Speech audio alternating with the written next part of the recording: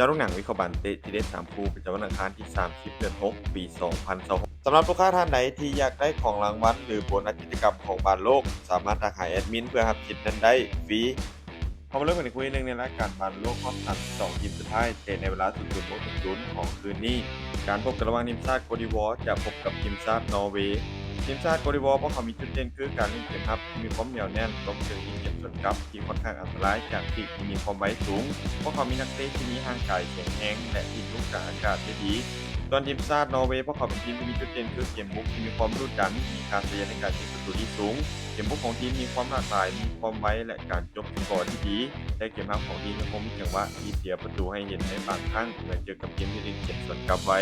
ภาพรวมในเกมนี้ยังคงค่อนข้างสูสีน่าจะเปิดแลกกันพอสมควรนอร์เวย์พวกเขาเหนือกว่าในด้านเกมบุกส่วนโคดิวอร์พวกเขาได้เปรียบในเรื่องความแข็งแกร่งและระเบียบวินัยการคาดการณ์สกอร์ที่น่าจะเกิดขึ้นทีมชาตินอร์เวย์จะเฉือนเอาชนะทีมชาติโคดิวอร์เป็นด้วยสกอร์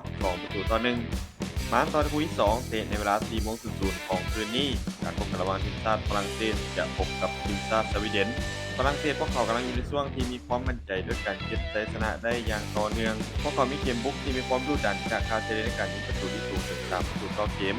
บุกของทีมมีความไวสร้างสรรค์โอกาสได้อย่างต่อเนื่องและจบสกอร์ค่อนข้างเฉียบคมส่วนสวีเดนพวกเขามีผลงานในช่วงหลังที่ยังไม่ค่อยสม่ำเสมอเกมรับของทีมเสียประตูง่ายเมื่อเจอกับทีมที่เกมบุกนักจุดแข็งของทีมคือระเบียบวินัยและลูกตั้งเตะแต่เกมลุกยังคงเป็นของทีมชาติฝรั่งเศสผู้เกมคาดว่าฝรั่งเศสน่าจะเป็นฝ่ายที่ครองเกมและสร้างสรรค์โอกาสได้หลายกว่าหากพวกเขาสามารถยิงประตูแรกขึ้นนำได้ไว้เกมมีโอกาสที่จะเปิดและสกอร์อาจจะไหลได้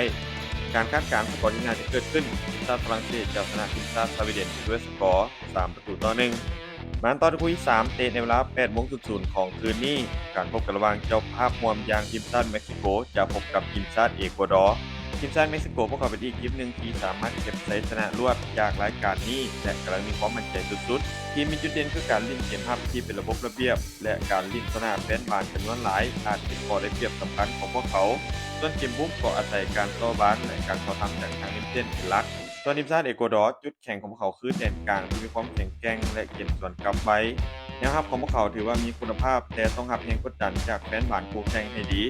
เกมนี้คาดว่าน่าจะเป็นเกมที่อึดอัดดิ้นด้วยความระมัดระวังตัวยิงประตูกันบ่หลายภาพรวมยังคงให้ทีมชาติเม็กซิโกดูดีกว่าและมีโอกาสที่จะเฉือนชนะไปได้ในเกมนี้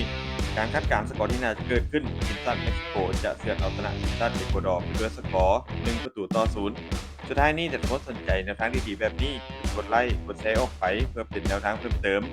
และไปสนใจอยากลงทุนสามารถกดลิงก์ผ่านหน้าช่องได้เลยเด้อ